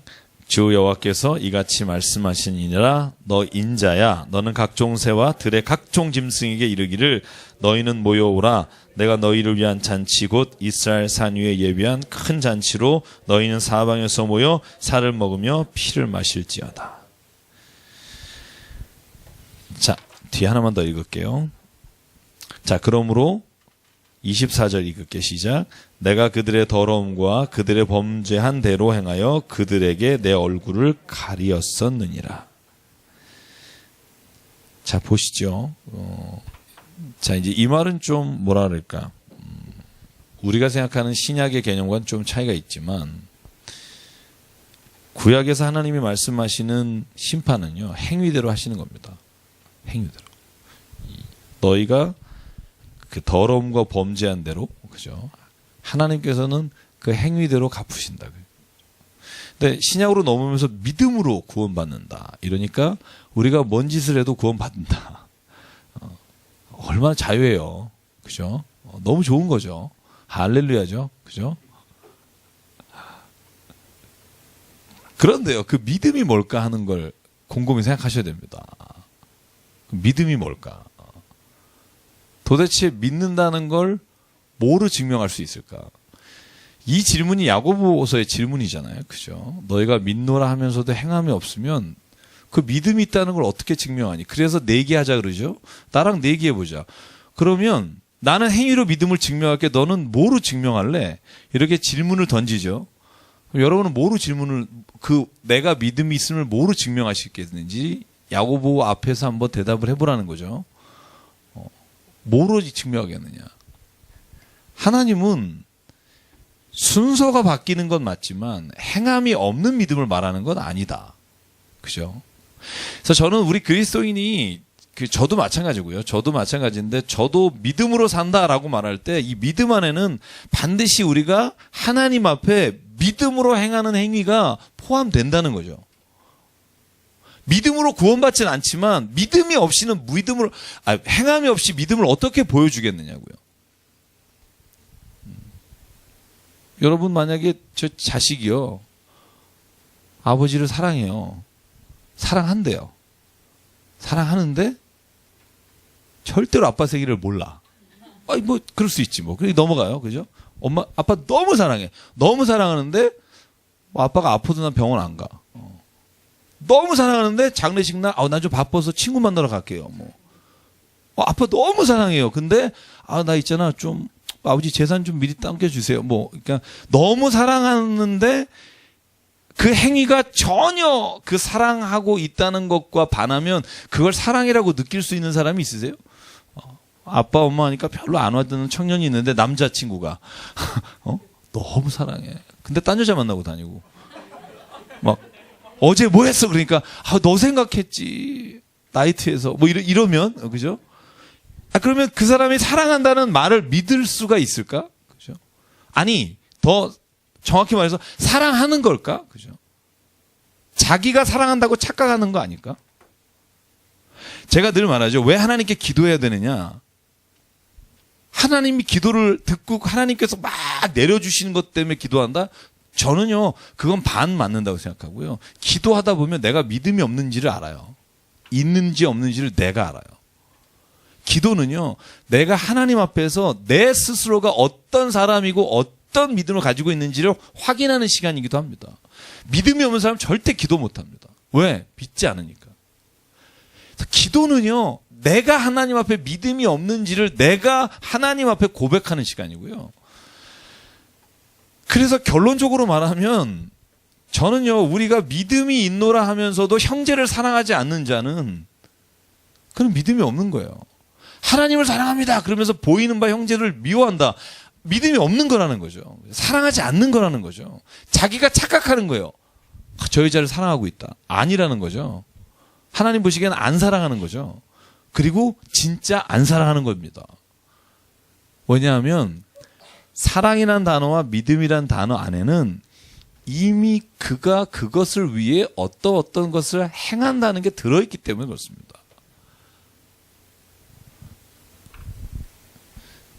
그래서 저는요, 우리가 믿음 생활할 때 조금 더 진지해야 될 필요가 있을 것 같아요. 저부터. 저 역시도 그런 생각을 정말 많이 하는데 내가 진짜 믿고 있는 건가? 믿는 척하는 건가? 설교할 때만 믿는 거 아닌가? 설교 끝나고 나면 또 안 믿고, 그죠? 설교하기 전에 내가 믿어야지 말씀이 잘 나오니까 믿다가 월요일 날 되면 또 안 믿고 막 이런 거죠. 그런 내 모습 볼 때가 너무 많아요. 불쌍한 거죠. 왜 불쌍하냐면 내가 스스로 내가 믿음이 없음을 아니까. 그래서 늘 요즘 기도하는 제목이 그거예요. 내가 진짜 믿을 수 있게 나를 좀 붙잡아 달라고. 왜냐하면 내가 믿는 척하는 사람으로 살기 싫으니까. 믿는 척해서 목회를 하고 싶지 않으니까. 근데 내가 믿는 척하는 게 느껴질 때 괴로우니까. 이제 믿는 척하지 않고 믿었으면 좋겠다. 이게 어떻게 보면 목회하는 사람으로서의 발버둥 치는 일이지만 저는 모든 사람이 하나님 앞에서 이 믿음이 좀 있었으면 좋겠는 거죠. 진짜 이렇게 교회를 다니는 이런 게 아니라 하나님을 믿는 거 정말. 내가 믿으니까 어떠한 수치도 내가 감내할 수 있겠다. 정말. 왜냐하면 하나님의 이름의 거룩하심을 믿기 때문에. 나 때문에 그 거룩하신 이름이 더럽힘을 당하지 않았으면 참 좋겠다. 그런 고백들이 우리에게 있어야 저는 이 곡과 마곡, 마지막 심판 이런 단어들이 결국은 우리에게 오늘 나의 삶에서 하나님 앞에 서는 자로 살아가고 있는가를 보여준다고 생각하고요. 제가 종종 말씀드리는 키에르케고르의 개념 중에 단독자, 하나님 앞에선 단독자라는 개념이 저는 그런 거라고 생각해요. 내 명함에 있는 타이틀 빼고 내 주변에 있는 모든 것 빼고 내가 하나님 앞에 홀로 서서 내가 그분과 믿음의 관계를 유지하고 있는가. 목사니까 믿는 척하고 막 이런 거 아니고 저는 그래서 기도할 때도요. 병원에 신방 가거나 어디 갈 때 늘 제 안에 가면서 제 안에 하는 기도가 있어요. 오늘 제가 기도할 때 믿음으로 기도하게 도와주십시오. 때로는 제가 그 믿음이 없을 때가 있어요. 여러분 그거 괴롭습니다. 그거 안 해보셔서 모르실 텐데요. 그러고 싶지는 않고요. 그러고 싶지는 않고. 그래서 저는 이 하나님께서 오늘 곡과 마곡을 통해서 심판에 관한 말씀을, 물론 이스라엘에 관한 말씀이고 바사에 관한 말씀이지만 저는 이것이 오늘 우리에게 주시는 말씀으로 들리기를 원합니다. 그죠? 우리 안에 그 하나님께서 마지막 심판하실 것이다, 내 행위를 보실 것이다 라는 걸 내가 믿으면 내가 지금보다는 조금 더 하나님 앞에 어떤 모습으로 사회가 될지를 결정할 수 있다고 생각하고요. 그게 우리를 이 땅에서 깨끗게 하시는 힘인 것 같아요. 우리가 돈으로 정복할 수 없고, 우리가 이 땅을 다른 어떤 것 지식으로 정복할 수 없고, 이 땅을 신실함과 경건함과 깨끗함으로 정복할 수밖에 없는데, 그 무기가 없으니까 다른 걸로 장식하는데 우리가 너무 바쁘잖아요. 그죠? 보증서가 돼야 되는데, 그죠? 보증서를 보여주려고 막 찬란한 걸 뭘 하잖아요. 저와 여러분이 보증서가 됐으면 좋겠습니다. 우리가 그냥 어디 가면 저 사람 진짜 정말 예수 믿는 사람이구나, 하나님 믿는구나, 저 사람 보니까 진짜 종말에 있구나, 심판이 있구나, 정직하게 살아야겠구나. 여러분, 에스겔이 외치는 게 뭐예요? 너 정말 공정한 저울을 써라. 이따가 나옵니다. 제사장들에게 외치는 게 그거예요. 막 예배드리고 뭐 제사드리고 유월절 다 나오지만 공정한 저울을 써라. 너가 공정하게 판결해라. 왜냐하면 하나님 보고 계시다. 여러분, 이거 내가 하나님 보고 계시다 생각하면 그죠? 그걸 오늘 얘기하십니다. 40장부터 그 얘기가 48장까지 나오고요. 40장부터 48장 그림만 볼게요. 네. 자, 한번 1절만 볼까요? 1절부터 3절까지 한번 읽어볼게요. 4절까지. 시작. 우리가 사로잡힌 지 25째 해, 성이 함락된 후 14째 해 첫째 날, 10째 날에 곧 그날에 여호와의 권능이 내게 임하여 나를 데리고 이스라엘 땅으로 가시되, 하나님의 이상 중에 나를 데리고 이스라엘 땅에 이르러 나를 매우 높은 산 위에 내려놓으셨는데, 거기에서 나무로 향하여 성읍 형상 같은 것이 있더라. 나를 데리시고 거기에 이르시니 모양이 놋같이 빛난 사람 하나가 손에 3줄과 측량하는 장대를 가지고 문에 서 있더니, 그 사람이 내게 이르되, 인자야, 내가 내게 보이는 그것을 눈으로 보고 귀로 들으며 내 마음으로 생각할지어다. 내가 이것을 내게 보이려고 이리로 데리고 왔나니 너는 본 것을 다 이스라엘 족속에게 전할지어다 하더라. 자, 그러면서 숫자가 나오기 시작합니다. 그죠?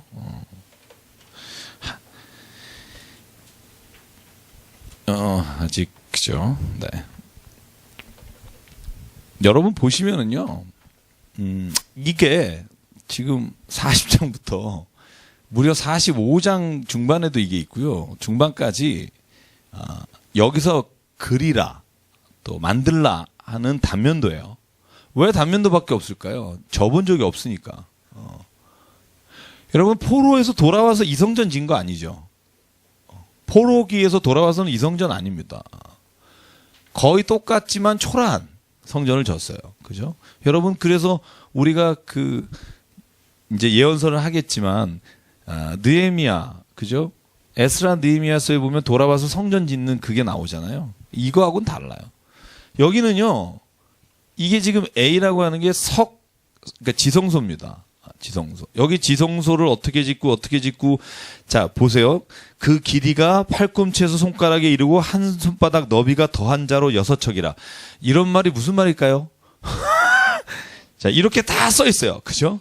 길이가 한 장대요, 너비가 한 장대요. 각 방사의 벽이 5척이요, 안쪽 목 통로의 길이가 한 장대요. 그 앞에 현관이 있고 그 앞에 앞문이 있으며, 또 앞문의 현관을 측량하니 한 장대며, 앞문의 현관을 또 측량이 8척이요. 그 문 벽은 2척이라. 이게 이제 44장까지 있어요. 이게 읽다 보면 이제 머리가 이상해지는 거죠. 그죠? 읽다 보면 무슨 말인지 하나도 모르고, 그죠? 고맙게 그러는 걸 제가 찾다가 제가 정말 마지막까지 아무리 뒤져도 없더라고요. 근데 이렇게 그려놓은 게 너무 감사한데, 근데 이것도 암호예요, 거의. 그죠? 이것도 암호고. 한 가지만 말씀드리면, 여기 진짜, 여기 그죠? 요 발꿈치에서부터 손끝까지라는 게 뭐죠? 규빗이잖아요. 그런데 솔로몬은 이 규빗으로 했어요. 45cm 정도, 44cm. 근데 이 규빗이 아니라 여기는요, 이 규빗에다가 한 손뺨을 더한 거. 제가 아까 읽은 게 그거예요. 자, 보세요. 그 길이가 팔꿈치에서 손가락에 이르고 손가락의 한 손바닥 너비가 더한 자로 재요. 그러니까 솔로몬이 쟀던 것보다 한 8cm가 더 큰 걸로 재는 거죠. 어떤 사람은 10cm일 수 있고. 그래서 여기서 말하는 척은요, 조금 더 긴 척이에요. 한 8cm 정도 더. 그러니까 53cm 정도 되는 거고요. 그거 외에는요, 여러분, 저도 이해를 잘 못하는 안무로 이렇게 되어 있고요. 제가 이렇게 분석해 보니까, 여기가 지성소 성소고요. 여기가 제단입니다.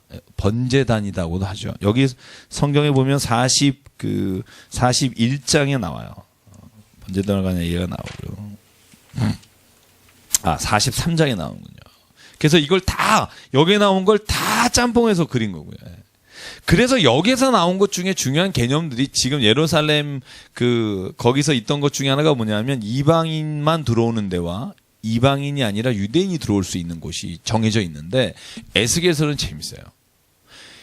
이방인과 유대인을 구별하고 이게 이방인이 들어올 수 있는데요. A가 그죠? B가 유대인이 들어올 수 있는 지역이에요. 이 지역을 구분하는데 재밌는 건 에스겔은요. 자, 제가 그 성경은 찾아볼게요.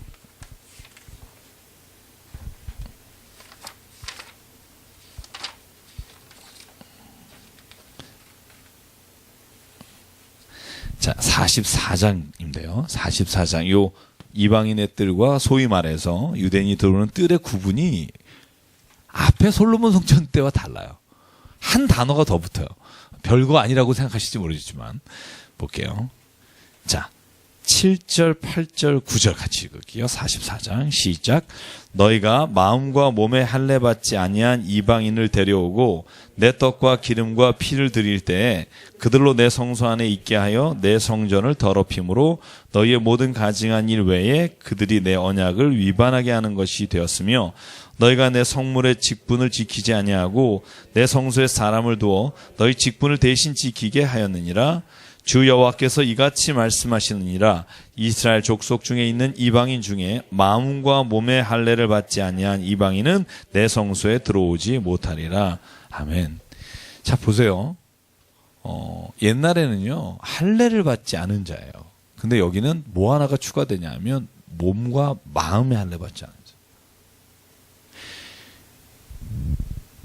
여러분 이게 굉장히 중요한 것 중에 하나가 뭐냐면 유대인을 구분하는 것. 여러분이 왜 창세기 36장에도 그렇지만 그때는 유대인 구분이 없었음에도 불구하고 여러분 아브라함이 할례 받기 시작해서 모든 그 백성이 할례를 받잖아요. 그리고 할례 받는 것과 안 받는 것이 하나님의 선택과 아닌 것의 기준점이 됐고 신약에 와서는 고넬료를 비롯해서 베드로가 전도하면서 이제 이방인에게 복음이 전파되고 성령이 임한 걸 증거하잖아요. 그런데 에스겔에서도요. 이방인의 기준을 몸에 할례 받은 자가 아니고요. 마음과 몸에 할례 받은 자라는 단어를 붙입니다. 무려 2번이나 반복해서 말해요. 저는 이 말의 의미가 뭘까? 저는 주석서도 좀 참석해 보니까 참고해 보면 이런 말이 나와요. 그러니까 이방인도 육신과 마음의 할례라고 정했다면 유대인 중에도 할례는 받았으나 마음의 할례를 받지 못한 자는 들어오지 말게 하라는 의미를 포함한다는 거죠. 무슨 말인지 알겠죠? 그러니까 지금 이 성전은요. 우리가 새 성전이라고 말하고 마지막 성전이라는 표현도 써요. 하나님의 마지막 성전을 에스겔에게 보여주실 때 이 성전에 들어오는 자는 오직 들어올 수 있는 자는 누구냐 하면 이렇게 말하는 거죠. 마음과 몸의 할례를 받은 자. 그러니까 민족적 개념이나 그런 개념이 아니라 거기에는 이미 하나님께서 온 만민, 온 만 백성에게 하나님의 성전에 들어와서 하나님과 함께 거할 수 있는 사람에 대한 예시를 해주고 있다고 해석할 수 있다는 겁니다. 보시면 여기가 이제 여기 제사장들이 밥 먹는데 제트 이렇게 돼 있고요. 이걸 여기를 자세히 연구하면 이렇게 돼요. 저도 이걸 못 그리겠어요. 저는 도저히 그릴 수가 없어서. 그래서 여기가 거인이는 땅이 되고요. 이게 바깥의 문이고요. 이게 안의 문입니다. 40장에 나오는 바깥문과 안의 문이고요. 이게 규빗으로 돼 있고 척으로 돼 있고요. 천척이 500m입니다. 그래서 47장에 보면 여러분 물이 흘러가요. 그죠? 성전 문에서 나온 물이 그죠? 어디에 차요? 맨 처음에 발목에 차고 무릎에 차고 허리에 차고 이제는 잠기죠. 그게 몇 척마다 그래요? 천척마다 그렇게 되죠. 그래서 그 천척마다 찬물이 어디를 가요? 자, 넘어갈게요. 47장까지 가볼게요. 한번. 자, 오늘 가봅시다. 47장까지. 자, 47장에 보면 자, 1, 2, 3, 4절까지만 읽어볼게요. 5, 5절까지 읽죠. 시작. 그가 나를 데리고 성전문에 이르시니 성전의 앞면이 동쪽을 향하였는데 그 문지방 밑으로 물이 나와 동쪽으로 흐르다가 성전 오른쪽 제단 남쪽으로 흘러 내리더라. 그가 또 나를 데리고 북문으로 나가서 바깥길로 꺾어 동쪽을 향한 바깥문에 이르시기로 본즉 물이 그 오른손에서 스며 나오더라. 그 사람이 손에 줄을 잡고 동쪽으로 향하며 천척을 측량한 후에 내가 그 물을 건너게 하시니 물이 발목에 오르더니 다시 천척을 측량하고 내게 물을 건너게 하시니 물이 무릎에 오르고 다시 천척을 측량하고 내게 물을 건너게 하시니 물이 허리에 오르고 다시 천척을 측량하시니 물이 내게 건너지 못할 강이 된지라. 그 물이 가득하여 헤엄칠 만한 물이요 사람이 능히 건너지 못할 강이더라. 그리고는 묻습니다. 인자야 내가 이것을 보았느냐. 자, 그 물이 어디로 가냐면 8절에 보면 아라바로 가요. 그죠? 그리고 이 물이 흘러 어디로 가요? 그 바다의 물이 되살아난다. 이 바다의 물이 뭐예요? 사해입니다. 사해 물이 되살아나서 그 뒤에 어떤 것들이 거기 살아요? 각종 생물과 물고기가 살아요. 그리고 바닷물이 되살아나고 엔게디에서 에네글라임, 여기가 요단강이 사회로 유입되는 강이에요. 그죠? 지역이에요. 그 지역에 금을 치는 곳이 된다. 그죠? 엄청나게 고기가 많아진다는 거죠, 사회. 지금 사회 고기가 많아요? 에스겔이 이걸 모를까요? 그죠? 죽은 바다라고 나와요, 이미 여기에. 그죠? 죽은 바다. Salt Sea, 그죠? 바다. 염해라고 나와요. 그죠? 그러니까 에스겔이 보는 환상은요, 종말론적 환상이라고 보는 게 훨씬 더 맞고요. 그렇다고 보면 여기에 지금 성전 미문에서 천척마다 무릎과 그 허리와 이게 차가는 모습이 뭐냐 하면 이것은 이렇게밖에 해석할 수 없다고 생각해요. 이 모습은 결국 하나님께서 다시 회복시키시고 다시 생명을 주시는 그 길이 성전 미문에서 시작된다는 거죠. 그 성전 미문이 뭐냐? 우리가 지금 말로 하면 바로 그리스도 하나님 자녀에게서부터 시작된 물이 흘러 이 땅의 썩은 강도, 썩은 사해도 하나님이 되살리는 강으로 바꾸신다. 하나님은 성령으로 한 사람을 회복시키시고 그 회복된 사람을 통해 하나님은 이 땅을 회복하신다. 저는 그 해석이 가장 정확한 해석이라고 봐요. 그렇죠? 제가 존경하는 그 차 교수님도 그렇게 해석을 하셨고요. 저는 그래서 오늘 마지막으로 우리가 성령 안에서 회복되면 우리 안에 생수의 강이 흘러나오면 죽음의 문화가 생명의 문화로 바뀝니다. 죽어가는 사람이 생명을 갖습니다.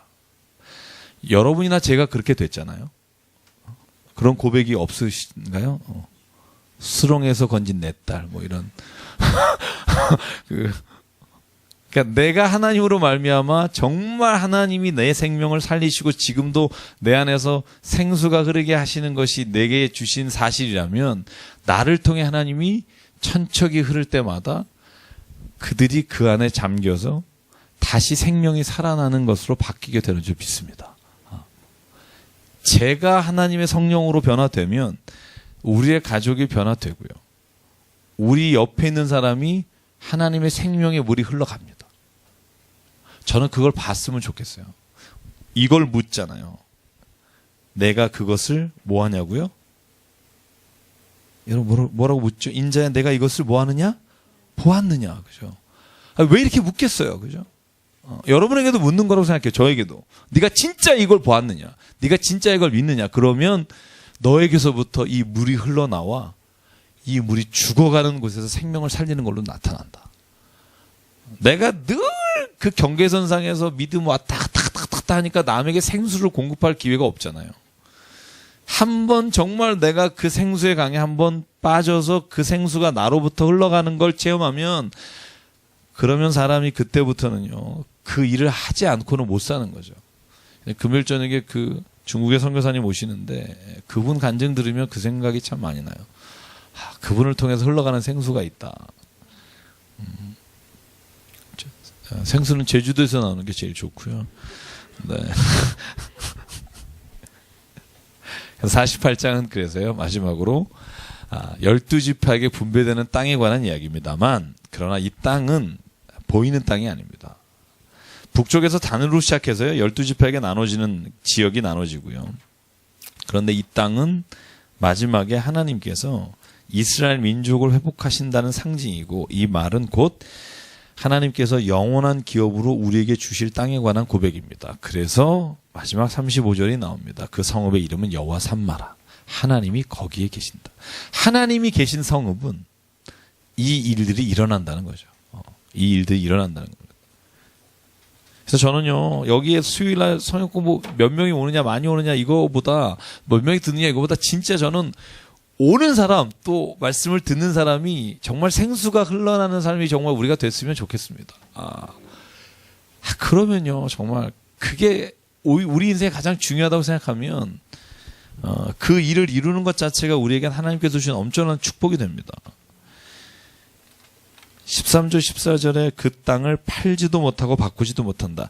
좀 할 얘기가 좀 많아요, 48장에. 근데 이제 마지막으로 줄이면 이렇습니다. 제사장에게 땅을 주실 때 하나님이 요구하는 게 많습니다. 요구하는 게 많습니다. 저는 그 중에 가장 마음에 와닿는 구절이 뭐였냐면, 너희가 평민들에게, 보통 사람들에게 땅을 뺏어서 자식에게 주지 마라. 저는 이건 요즘 목회자가 좀 배웠으면 좋겠으면 하는 말입니다. 절대로 너는 너의 것만을 나눠주지, 너가 보통 사람들의 물건을 뺏어서, 땅을 뺏어서 그것을 자손에게 남겨주지 마라. 저는 이것만 지켰어도 한국교회가 좀 많은 부끄러움을 당하지 않을 수 있었지 않았을까, 그런 생각해요. 교회의 돈은 목사 돈이 아닙니다. 저는 그건 정말 지켰으면 좋겠고요. 교회 돈은 하나님 겁니다. 하나님의 예물입니다. 이걸 목사가 자기가 능력껏 벌었다라고 생각하는 순간부터 타락합니다. 그걸 제가 장로님들에게 어제 성경 공부하면서 부탁드렸어요. 우리 장로님들이 살아있어야 교회가 잘 됩니다. 장로님들이 살아있는 건 목회자를 같이 사랑으로 서로 격려하며 감시하고, 좋은 의미에서, 이렇게 쌍눈으로 보시면 안 되고 이런 마음으로 봐달라 그랬어요. 제가 이렇게 웃으면서. 왜냐하면요, 목회자도 늘 유혹이 있잖아요. 그죠? 목사가 교회를 잘한다 혹은 성도가 많다 하는 건 능력이라고 생각하지 않고 하나님의 축복이라고 생각해야 되는데, 그 차이는 뭐냐면 내 능력으로 한 게 아니기 때문에 하나님 것이라는 생각이죠. 그죠? 저는 그래서 다른 교회에서 오신 분들 좀 계십니다만, 저는 그 생각을 늘 했으면 좋겠고요. 그래서 저는요, 자유했으면 좋겠습니다. 어떤 이렇게 세상적 기준에서 어떤 교회가 막 이러지 말고, 정말 하나님이 계시는데 뭔 걱정이 많겠습니까? 이렇게 말하지만 당장 저희 교회가 어디로 가야 될지 머릿속은 고민이 많습니다만, 이제 4개월 정도 남았는데 어떻게 이런 고민이 있지만, 근데 저는 놀란 게 어제 저희 자녀들하고 얘기 나누시면서 모든 분들이 한마디로 그래요. 하나님은 준비하셨을 겁니다. 진짜 대책 정말 없으시더라고요. 그래서 큰일 났다, 나래도 해야겠다, 이런 생각 갔는데, 정말 우리가 한 영혼과 한 사람을 사랑하는 것 외에 다른 거에 온 정신을 뺏기는 것이 저는 미련한 짓이라고 생각해요. 정말 우리가 농담같이 그러지만 길거리에서 예배할 수 있잖아요. 저는 이건 심각하시 우리 교인들. 그런 경험이 어디 있어요, 그죠? 하나님을 찬양하는 곳이 어디든. 그래서 저는 하여간 오늘 에스겔을 마치면서 제가 그 중간에 조금 45장 46장 말씀드릴 것도 있지만, 저는 여러분이 읽으면 아실 수 있는 내용들이라고 보고요. 한 가지만 정말 드리고 싶은 말, 우리가 진짜 살아있는 하나님의 성전이 됐으면 참 좋겠다는 거죠. 그래서 우리에게서 물이 흘러나오고, 우리의 자녀가 그 좋은 영향력 가운데 자라고, 우리 사회가 우리의 그 모습을 보고 변하고, 그것이 능력인 것 같아요. 그것이 능력인 것 같아요. 오늘 그렇게 되기를 주의 이름으로 간절히 기도합니다. 잠깐 기도하겠습니다.